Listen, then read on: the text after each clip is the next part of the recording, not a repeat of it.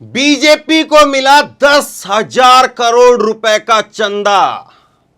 10,122 करोड़ यह बीजेपी को चंदे में मिला है। यह चंदा किसका है? यह 10,000 करोड़ रुपए किसके हैं? किसने बीजेपी को इतना चंदा दिया है? और कैसे बीजेपी हर साल चंदे में सबसे ऊपर है? बीजेपी को मिला है 10,122 करोड़ का चंदा, कांग्रेस को 1,500 करोड़ और 823 करोड़ रुपए का चंदा जो है वो टीएमसी को मिला है। दूसरी जो पार्टियां हैं, दूसरा जो नंबर है, पहले नंबर पर बीजेपी है, उसके बाद में नंबर 2, नंबर 3, नंबर 4 कुछ नहीं है, सबसे नीचे जाकर के है। दूसरा नंबर जो है वो सबसे नीचे जाकर के है। नंबर 2 का मतलब तो ये होता है ना कि नंबर 1 ये है, नंबर 2 ये है, लेकिन नंबर 2 ये नहीं है, नंबर 2 ये है, तो ये तो नंबर 8-10 पर हो गया। तो बीजेपी को 10,000 करोड़ मिल रहा है, कांग्रेस को यहां पर जो है वो 1,500 करोड़ मिल रहा है, तो कम से कम जो है 5-7 करोड़ मिलता, तब तो समझ में आती कि चलिए ठीक है। लेकिन अब कांग्रेस कह रही है कि हमारे देश में एक है एजेंट 56। अब ये एजेंट 56 क्यों कांग्रेस ने कहा? दरअसल ये सारा सवाल, सारी जो चीजें उठती हैं वो उठता है डोनेशन का जो प्रक्रिया बीजेपी ने बदल दी 2017 के अंदर। 7 जनवरी 2017 के अंदर बीजेपी एक नया सिस्टम लेकर के आई, और वो नया सिस्टम क्या था? नया सिस्टम था इलेक्टोरल बॉन्ड। और ये इलेक्टोरल बॉन्ड एक ऐसे स्कीम है जिसको सुप्रीम कोर्ट ने गलत बताया, जिसको चुनाव आयोग ने गलत बताया और जिसको आरबीआई ने गलत बताया। देश में जो टॉप की 3 एजेंसियां हैं, टॉप 3 संस्थाएं हैं, वो गलत बताती हैं इस इलेक्टोरल बॉन्ड सिस्टम को। सुप्रीम कोर्ट गलत बताता है, ये जो है चुनाव आयोग गलत बताता है और आरबीआई गलत बताता है। और लेकिन बीजेपी इसको लेकर के आई और बीजेपी इसको जो है खूब धड़ल्ले से चला रही है। बीजेपी को सबसे ज्यादा चंदा मिल रहा है। अभी इसमें है क्या समस्या, थोड़ा सा इलेक्टोरल बॉन्ड आपको समझा देता हूं। ये इलेक्टोरल बॉन्ड जो है चुनावी चंदे का हथियार है। बीजेपी कहती है कि चुनावी फंडिंग में पारदर्शिता और काला धन लाने पर अंकुश लगाने के लिए हम ये इलेक्टोरल बॉन्ड लेकर के आए हैं कि हम चुनाव के अंदर पैसा जितना आता है उस पैसे को जो है वो पारदर्शिता के साथ में लोगों को बताना चाहते हैं, काला धन जो है उस पर रोक लगाना चाहते हैं। जबकि विपक्षी पार्टियां कहती है कि सेल कंपनियों से पार्टियों को गैरकानूनी फंडिंग का जरिया है, जबकि सरकार कहती है कि हम ट्रांसपेरेंट बनाने के लिए ये इलेक्टोरल बॉन्ड लेकर के आए।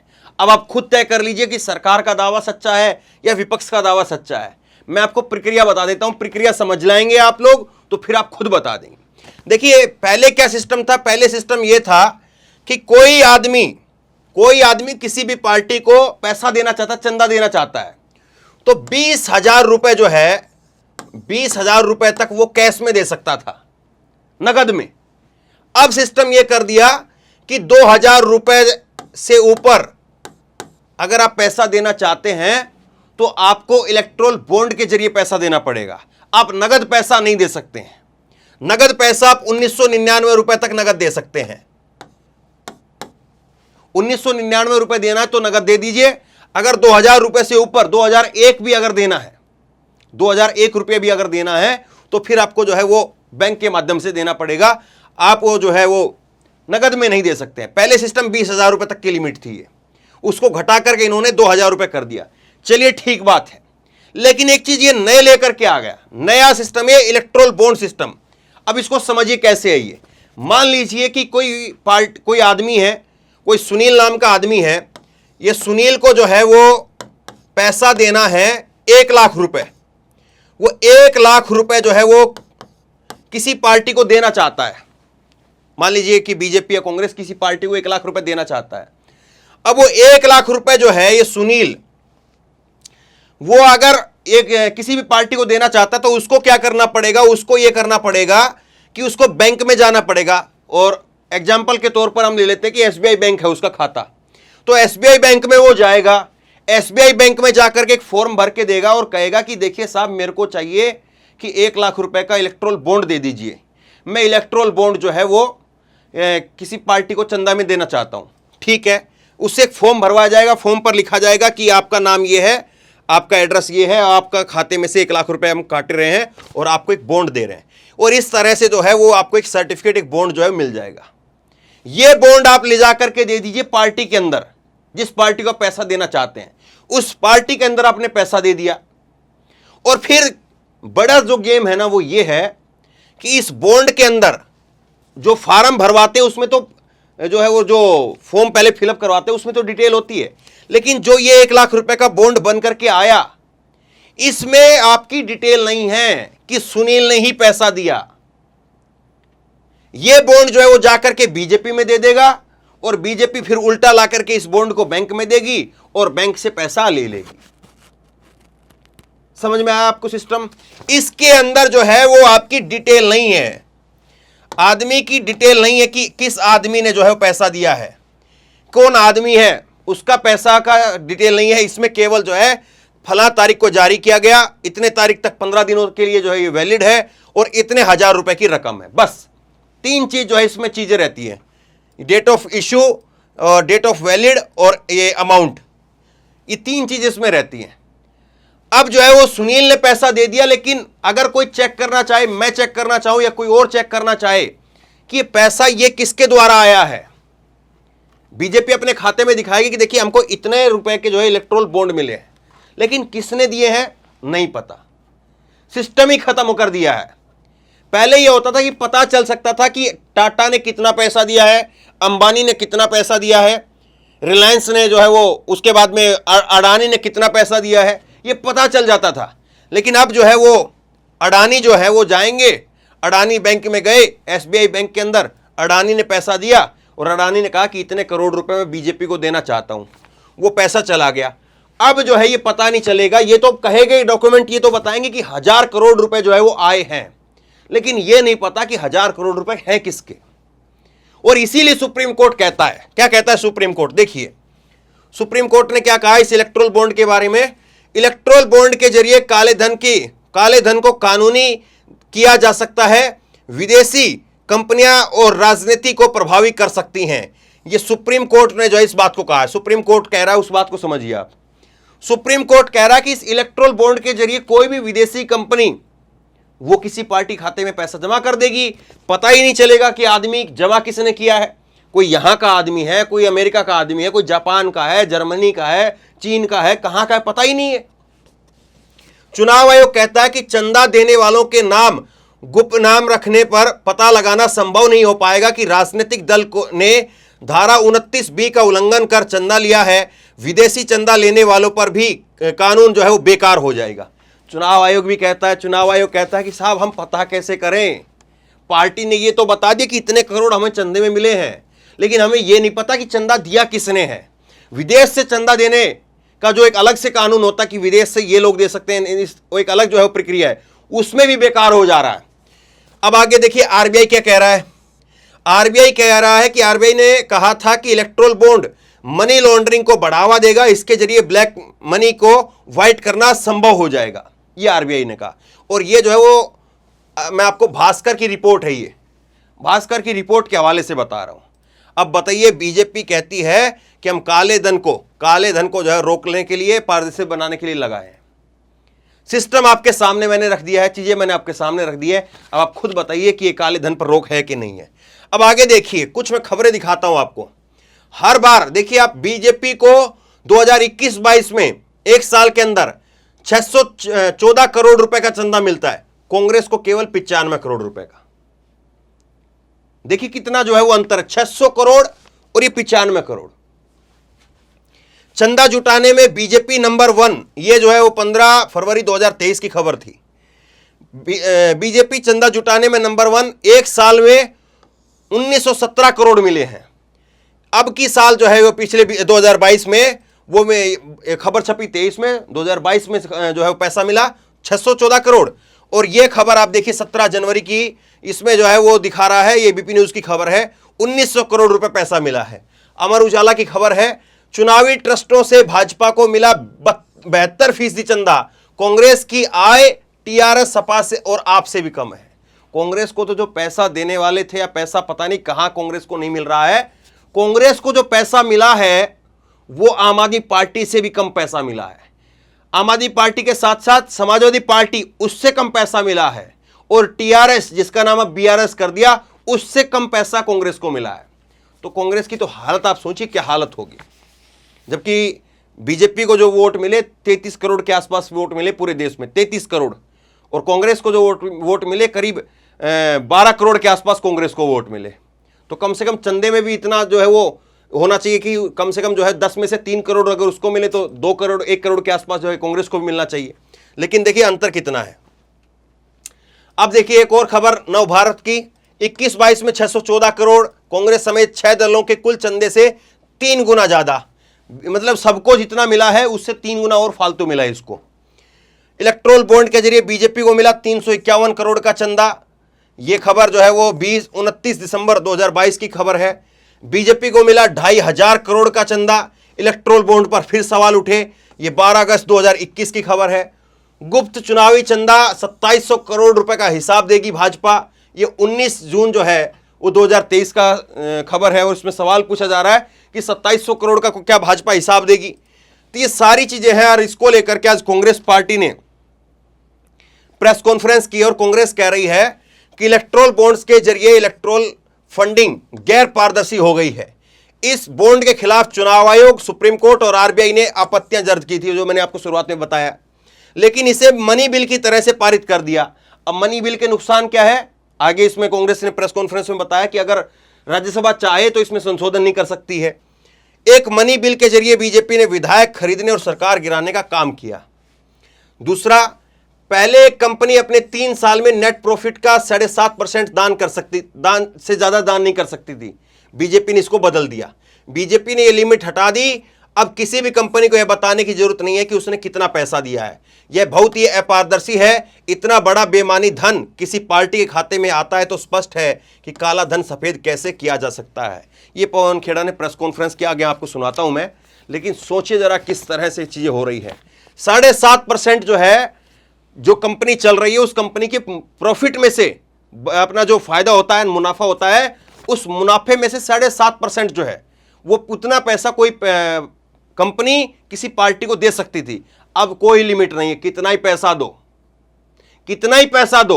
और अब बीजेपी को ऊपर जो आरोप लग रहे हैं, विपक्ष जो आरोप लगा रहा है वो ये आरोप है, सबसे बड़ा लब्बुलवाब बताता हूं मैं उसका, कि एक एग्जाम्पल के जरिए मान लीजिए कि कोई आदमी है जिसका नाम है लोकेश अडानी।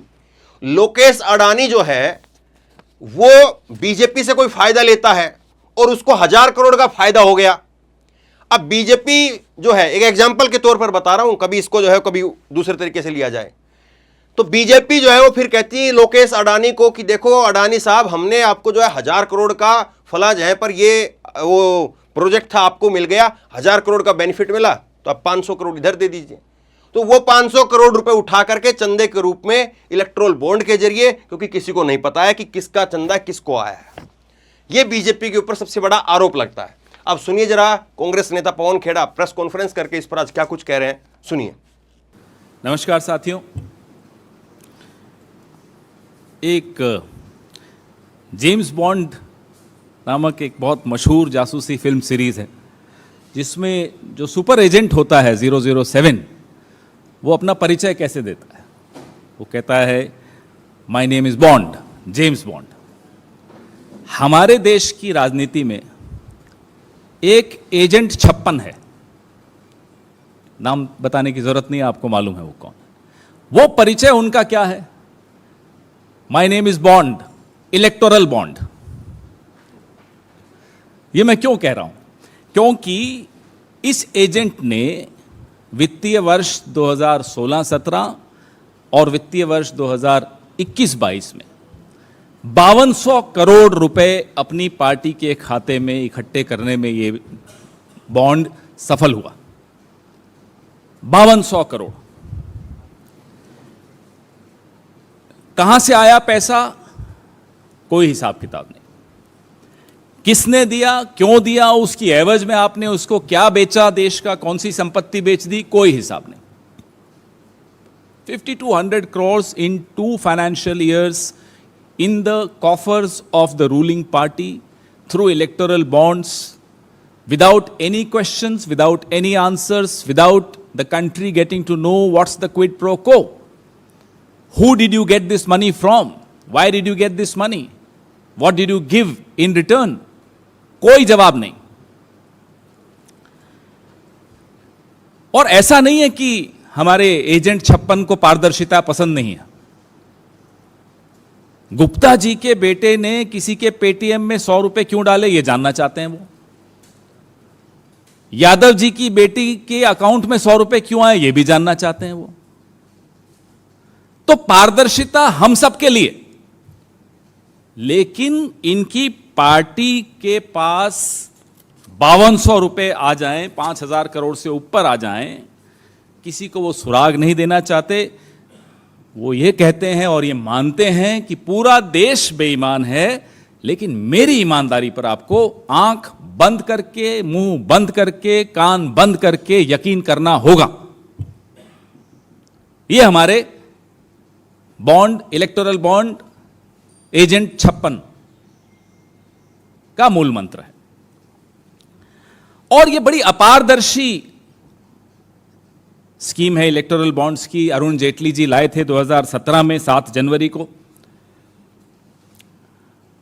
वो दिन हमारे लोकतंत्र के इतिहास में एक बहुत गलत दिन था। उस दिन से एक ऐसी परंपरा की नींव डली जिससे इलेक्टोरल फंडिंग बिल्कुल गैर पारदर्शी हो गई। चुनाव आयोग, सुप्रीम कोर्ट, आरबीआई, सबकी कुछ आपत्तियां थी, लेकिन अरुण जेटली साहब अब हमारे बीच में नहीं रहे। उस वक्त हमने विरोध किया था क्योंकि ये मनी बिल की तरह से ये इसको पारित करा लिया। राज्यसभा में बिना चर्चा के हो गया, क्योंकि मनी बिल पे आप कर सकते हो ये। अनुच्छेद 110 के तहत इसे पारित करा दिया। जब इस अनुच्छेद के तहत आप, मनी बिल के तहत आप इसको पारित कराते हैं, तो इस पे संशोधन करने की शक्ति राज्यसभा को नहीं होती। तो संविधान की भावना पर यह बहुत बड़ा हमला भी हुआ और लोकतंत्र पर यह उसके बाद से निरंतर हमला हो रहा है। एक अपारदर्शी तरीके से पैसे इकट्ठे किए जा रहे हैं। तो आप सोचिए कि एक मनी बिल से भारतीय जनता पार्टी ने विधायक खरीदने, सरकारें गिराने का सारा मनी जुटाने का इंतजाम इस एक मनी बिल से कर दिया। बाकी तमाम पार्टियों को आप जोड़ दीजिए तो भारतीय जनता पार्टी को 3 गुना चंदा इस इलेक्टोरल बॉन्ड से के माध्यम से अधिक मिला है। 3 गुना। You add the money received by all other political parties and then you compare that to what the BJP received, the BJP is 3 times higher. पहले क्या होता था? पहले होता था कि एक कंपनी अपने 3 साल के नेट प्रॉफिट का 7.5% से ज्यादा दान नहीं कर सकती थी। 7.5% of the net profit of 3 years, ये रूल था। लेकिन भाजपा सरकार ने वो लिमिट हटा दी। अब कंपनी को यह बताना भी नहीं है कि किसको कितना चंदा दिया। देखिए कितना अपारदर्शी है। व्यक्ति दे सकता है, कंपनी दे सकती है, बिना किसी को यह बताए कि कितना दिया, किसको दिया, क्यों दिया। इतना बड़ा बेनामी धन किसी पार्टी के खाते में आ जाए तो हमें अब स्पष्ट तौर पे समझ में आ रहा है कि काला धन कैसे सफेद होता है। जो राहुल जी कहते हैं कि वो फेयर एंड लवली स्कीम है, तो ये फेयर एंड लवली स्कीम का एक ज्वलंत उदाहरण है कि एक पार्टी के खाते में ये सारा पैसा जाता है और सफेद हो जाता है।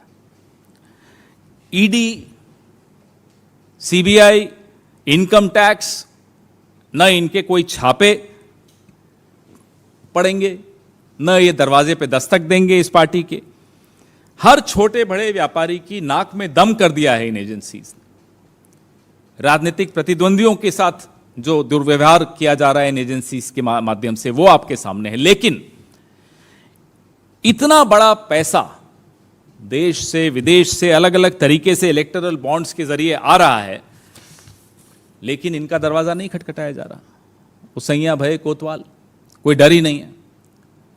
तो अब सवाल हमें मोदी जी से पूछना है, भारतीय जनता पार्टी, नड्डा जी से हम नहीं पूछते, हमें उनके लिए बुरा भी लगता है, तो उनसे उनके प्रति हमारी पूरी सहानुभूति है, तो उनका नाम लेना अच्छा नहीं लगता मुझे। हमारे कोलीग्स भी कहते हैं कि रहने दो उनको, क्यों परेशान करते हो, पार्टी में भी परेशान है, हम भी परेशान करें, अच्छा नहीं लगता। तो मोदी जी से और अमित शाह जी से ये सवाल पूछ रहे हैं कि इलेक्टोरल बॉन्ड्स योजना के परिणाम स्वरूप जो आपने कॉरपोरेट दान की सीमा समाप्त कर दी और जो आवश्यकता थी कंपनियों के पास कि उन्हें बताना पड़ता था किसको कितना दिया, वो भी आपने समाप्त कर दिया। क्या इससे आपने जानबूझकर क्रोनी कैपिटलिज्म को कानूनी जामा नहीं पहनाया? You've legitimized crony capitalism through this electoral bond scheme of yours. You've legitimized rent seeking by the government.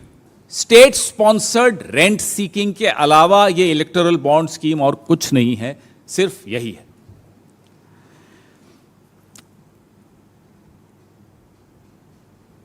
Modi सरकार हर संस्थान, आरबीआई, ईसीआई, सीआईसी पर बुलडोजर चलाने और लोकतंत्र को ध्वस्त करने के लिए अदालत को अब क्या कारण देगी? सुना है जनवरी में अदालत में यह मामला उठाया जाएगा। भारतीय राष्ट्रीय कांग्रेस चुनावी फंडिंग की पारदर्शी व्यवस्था चाहती है। हमने अपने पिछले मैनिफेस्टो में बड़े स्पष्ट तौर पे कहा था कि इस अपारदर्शी योजना को हम खत्म कर देंगे। हमने रायपुर के हमारे जो 85वां अधिवेशन था उसमें भी स्पष्ट तौर पे अपनी मंशा जाहिर की है और आज फिर दोहराते हैं। Congress party stands absolutely opposed to this opaque system of electoral funding.